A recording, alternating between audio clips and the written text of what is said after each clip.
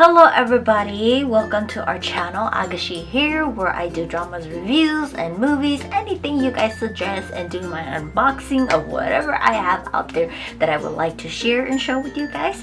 Don't forget to hit subscribe and like. Now let's go ahead and jump into the video.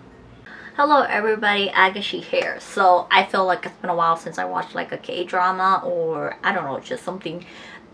I'm still watching a K-drama right now, but like something like thriller or so, like mysterious, fast-pacing action out there. But this drama is called A Shot for Killers, and it's already finished airing. It's just a total of 8 episodes, and at first I was kind of like debating if I wanted to watch it or not, but it's so good. I'm just gonna give you guys kind of just like a quick recap and thoughts of it. I don't want to ruin it as much for you guys, but I highly recommend it. It's so good. And you think about it, the drama and everything takes place, it's just like in like one day and stuff like that. But anyway, so it has a total of 8 episodes. It finished already. So as for our cast, we have Lee Dong-woo playing Jung Jin-mang, and then Kim Hae-jun playing Jung Jin-ang, Song Hyun-woo playing Lee Sung-joo, Park Jin-bin playing Bae Chung-min, and then Kim Hae-nam playing Song Min-hae, and Chung Han-sung playing Dale, and then Lee Tae-young playing brother, that's his name, and then Kim Min playing Pa-sung, and then Ang Gil-kang playing Lee Yong-han, and tons of other people, because they have like cold red, cold purple, cold yellow, cold green, all of that. Killers, that's all they are. But synopsis is, shortly after entering college, Ji-young receives a call from the police informing her that her uncle's suicide. He died, and he's been her caretaker since her parents passed away. Her uncle, who's been quite mysterious to her, would never commit suicide. So before that, she comes to, she gets a chance to think all about everything what happened. Her life suddenly gets turned upside down due to a gunfire, murder of drones, tons of people coming to assassins, and everything is just focused to killing her. So pinning down to her uncle's house, she is forced to revisit all the training her uncles put her through the years to survive and discover what happened in the past, why she's a target now. So, recap and thoughts of the drama. The drama starts us off in the current time, the shooting going on at her uncle's house. Walls are broken, sniper guy is in the van aiming, he missed the young girl, and there's another lady on the other side of the room injured. There's an unconscious man on the floor, and we learn the girl is Jung Xiang. She has a flash of her uncle, Jung Jin-mang, telling her, focus on your blind spots, go for it. She's able to jump, make her way to across the room, retrieve a sniper under the couch, and then she shoots the guy in the van. Then we flash back to Ji-mang installing metal bars into Chi-young's new apartment, as she's about to go to college, or she's like a new freshman in college. They joke around for a bit, because she's like, he's so protective, like, she's like, I don't need bulletproof windows, I don't need metal bars, I don't need bulletproof this, bulletproof that, like, you don't know anything, And he's like, focus. And he tells her a code, and he says, this code number is the same as your ID card. Remember it. And she's just kind of like, well, what's wrong with you, And we flash back to almost the present time, where she's at the police station because she beat up someone who was being a pervert in the women's restroom. And they tell her, okay, you have to call a guardian to come and, bail you out or come get you. And then so she makes a call and learn that her uncle is dead. So she gets taken to the morgue to identify his body, and she's like, what happened? And they said that he committed suicide. He like cut his throat, and she doesn't believe it. And then like autopsy and everything come back, it's just a suicide. We found him dead in the bathroom of his house, covered in blood in the bathtub, and he killed himself, And on like all these fingerprints and everything, it's just him doing himself. So she's just kind of like, I don't believe this. So before they put him back inside, she sees a tattoo on his arm, Murder Hill, I guess that's what it's called. And so she's kind of like confused because she's never seen that on him before. And so she follows through with the funeral. Tons of people come. She doesn't show any sour or sadness. She's just there, you know.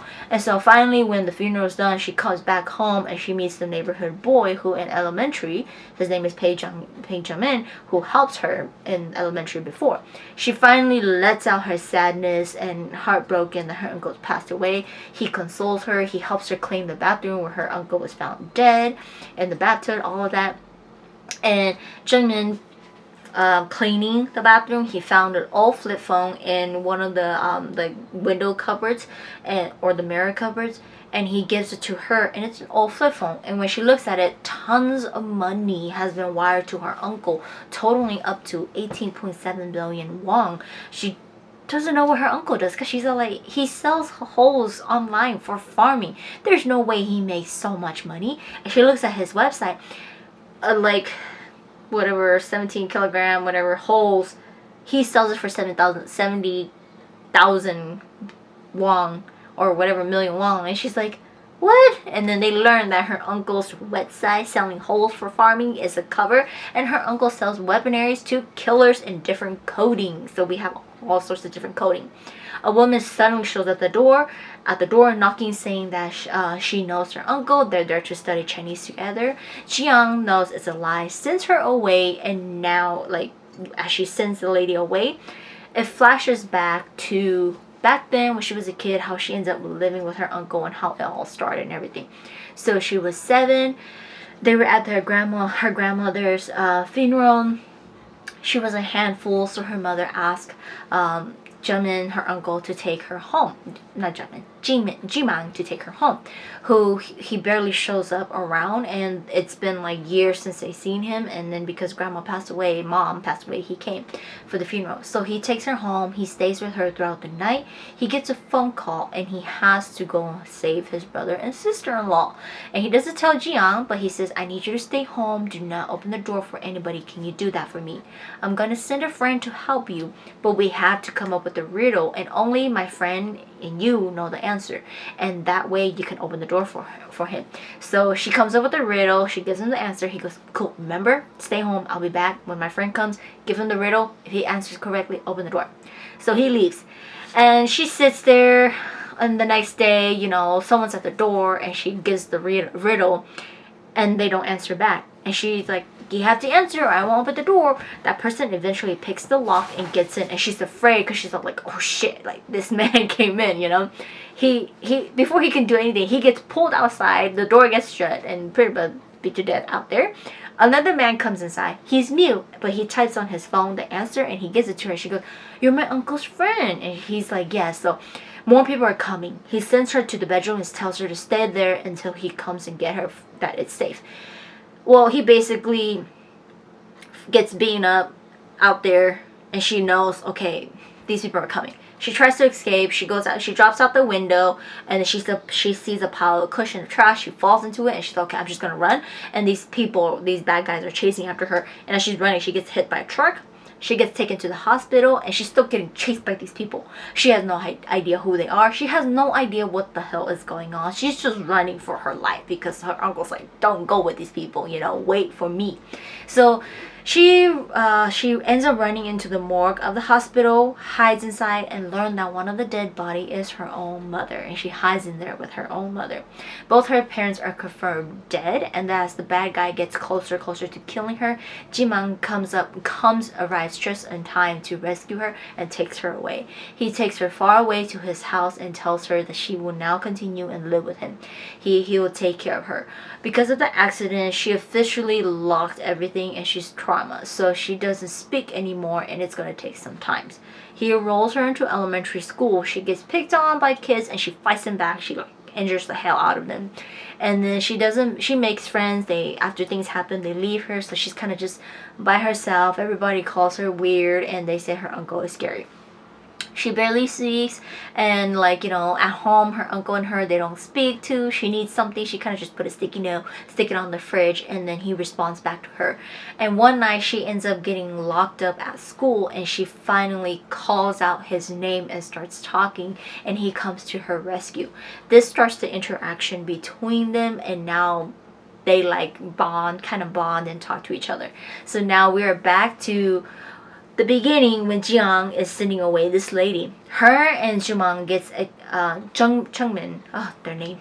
Chungmin gets attacked by drones, guns, and this lady comes and helps them. And she says her name is Minhei. She was sent by the uncle to protect her.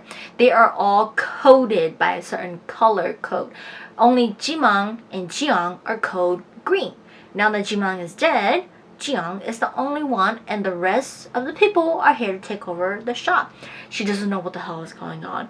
So Mihei is just attacking, trying to save Jiang while explaining everything to her. And she learned that Chungmin, he has a code color. So they have a watch where they scan you, and you have like a code kind of like tracking in you. It gives you a code. He has a code, so she's like, who the hell are you? Why do you have a code? But he tries to like hide it, you know. But Mihei like drugs him while she explains everything to Jiang, and it brings us to the beginning of episode 1 where the sniper is shooting at them. Mihei sends it so they're fighting everything. Mihei sends the two of them to her uncle's workshop, and where her uncle left things behind for her. And like she's just kind of like, how do I get there? And then she remembers it's her ID card to punch in to get to her uncle's workshop, and it shows you like underground of everything her uncle does all along. And like at this point, tons of people are coming after her, attacking her uncle's place, and everything takes place in her uncle's house, the whole drama, you know. And so she learns that all along, all these clues he's given her, all these coding numbers, all these teaching, all of that was to prepare her for this. It's written in his will that if he dies, she gets everything. But he gives her the option: you keep my legacy and you run the shop, because we run a shop for killers, or run and you get a new identity and forget all of this, and we do not know you anymore. You're done, you're gone. You're done, you're gone, you know? So she meets brother, who was saved by her uncle a while back. He goes by, that's his name, brother. He tells Jiang that Chungmin is bad, and Chungmin was there the night her uncle died. Chungmin killed the uncle. She doesn't know who to believe, and then she ends up like believing Chungmin instead, and then Chungmin ends up drugging her, and we learn that he was there. He is a computer tech student. He got caught by Yi Yonghang and his guys, and if they can hack a program, or they can create a hacking program, then they end up working for them. Chungmin figured it out, and his friend fell, and his friend gets shot dead in front of him. He succeeds, so he's like, okay, what do I have to do? His mission is to go to Chimang's house and hack his computer and his job. Everybody wants to take over his job. He's like, he controls everything basically, because without all his weaponry, without all of that, like they can't do anything. And he's code green, you know. He basically runs everything. And like there's like baby Lung who wants to like take over. That they're like a whole different shop and everything they want to take over. So Jimang was sent to, not Jimang, Jungmin was sent to hack, spy, work as a part-time worker there, and basically eventually planning a hacking into Jimang's computer. So he does that, and it keeps him alive until he actually gets to the workshop. So basically, you know, like the whole point is, you know, another organization is trying to come take over. Chungmin is helping them, and to keep him alive, to assure him he's the hacker, he has to do this correctly or he's gonna die. So everybody starts coming to the shop, and her uncle's past gets revealed about Bale. Bale got put in prison. Her uncle was kind of like one of the witnesses that put him in there. They have a past together. They fought and all these things like that. And now Bale escaped, and he's coming after them. And so this is where all of this is started. So eventually Jiang frees herself, and she ends up tying Chongmin, and she trusts Mihei and brother. More flashback of her fighting skills. Her uncle teach her, and her uncle had a friend, Paisang, who teaches her everything, and suddenly Paisang disappeared. But the night her uncle died, he made a call to Paisang, like, you know, and it called him back to save Jiang, to protect Jiang. So we learned that the night the uncle died, Jungmin actually didn't kill the uncle. So he had a pen recording the whole time, and he walked into the bathtub. He got tied up. Jungmin got tied up, and then when Jungmin got let go, he was gonna go into the bathtub to kill the uncle. And he got in there, and the uncle already slit his own throat, and he was dead in the bathtub already. So all of that, he killed himself, and she confirmed it. Okay, he did commit suicide, but it's like it still leaves her in a hole. Like she finally, like, okay, gets to her uncle's stuff where he gives her the choice to leave or to come, you know, to take over everything. And she's like, okay, I'm gonna leave, I'm done, I don't know what the hell's going on, I'm leaving. But then she feels like, okay, like, I can't do that, like, I'm prepared for this, and you know, like, what the hell, I'm gonna leave everybody to die and things like that. So she comes back and she ends up saving brother and Mihei. Tons and tons of people come up, they fight, and from the beginning of day until night, it all takes place at Jimang's house, and constant, like, grenade, people coming in, fighting. Minghei is injured, Paisang shows up, saves them. Eventually, Lee Jong-sung, who shows up, and he's the one who wants to take over. Jiang outsmarts him, kills him, and then she sends, like, uncle out there, I'm not uncle, brother out there to kind of, like, show the head that, oh, look, we killed him, and if anything, I'm gonna blow up this place because it's a message from Jiang. She makes an announcement to everybody that she's going to take over the shop. They can keep fighting, but she's not gonna stop. She's the only green code left, and they all need weapons. They can either choose to stop and leave, and she'll run the store, give them the best service, better service than her uncle, or they can die trying, because she's not going to give up. So one after another, they all start to forfeit, and they all start to leave. So the fight is, like, over. Like, a bunch of them, everybody's, like, dead at this point, and all stuff like that. Mihei, Paisang, and brother, they just, like, instantly disappear. Like, everybody's disappearing, gone, and stuff like that. She finally comes out, and she's like, oh, it's over, you know. And a truck drives her way, and she's all like, oh man, like, I'm not ready for this. Like, it's been such an exhausting day. And then she's all like, whatever, okay, I'm gonna fight. And it ends up the people coming out, they're called yellow. They're cleaners. They come and clean stuff like this after a fight. They come and help her, and they were at her uncle's funeral. So she's, like, crying to them because she's, oh my god, this is an exhausted day. And they spend the whole, like, night until morning cleaning the warehouse and the house and all of that. And suddenly a taxi appears, and it's her uncle. He's not dead. So, like, it just ends it there for us. Like, I'm just giving you guys, like, the short things and excluding everything else. Like, you have to watch it. It's a really good drama. But, like, a lot happened, so much, and it's so great. It flashes us to give us the past, and it brings you immediately to the present time, and it carries on from there. Like, that's what happened, that's what this is going on right here. So it's very good on flashing back and forth. It doesn't confuse you, it gets you straight to the point. And like at the beginning, I'm like, no, there's no way he died, you know. Like, he did so well, because, like, okay, he went, when he learned that his brother and his sister-in-law got attacked, he went to save them. They were gonna get attacked, he went to save them. He got attacked, he made it out alive. I know he didn't save his brother and sister, but he made it out alive. He made it back to get his niece, and he's been alive this whole time. No way he's that easy to just die, or he's just gonna kill himself. It's all a setup to, basically, in my opinion, is to see if his niece is ready, because he gave her the option to run away, and he has to tell her the truth about himself. How long is he gonna keep this up? And she's not dumb, she's very smart, you know. So if she runs, then, you know, other people can take over the shop, he can come back, fight his way back. But if she's strong, she stays, she goes through with it. Basically, they work together, and Bale is coming, you know, so he wants his niece to be safe, because if things does happen and he does die, can she handle all of this? So basically, this was just a test before the real thing comes, you know. So that's that. I've been, like, reading about it. People are like, oh, you know, they set us up where there's a possibility of season 2, because they barely get into Dale's story in here. So it's like they show you little bits here and there about it, but, like, they were, like, the main bad guy for this season, or my guess this season, is Lee Sung-joon, and he died already. Jiang killed him, so Bale, like, hasn't fully come to the scene yet, and Bale is, like, the main guy that is actually going after Jimang, and everybody thinks Jimang is dead, but Jimang's not. So basically, that if they do continue and do a season 2, Bale is the bad guy. But, like, a lot of hyped up saying that there is a possibility, or, like, they're in talks of season 2, so I don't know, but I really liked it. At first I was watching episode 1. I was kind of like debating whether I wanted to watch it or not, and I got to like the first like 10 minutes of it, and I was just like, okay, it's about to finish. Let it finish airing, because it was like one episode a week only, and so I was like, let it finish airing and I'll watch it.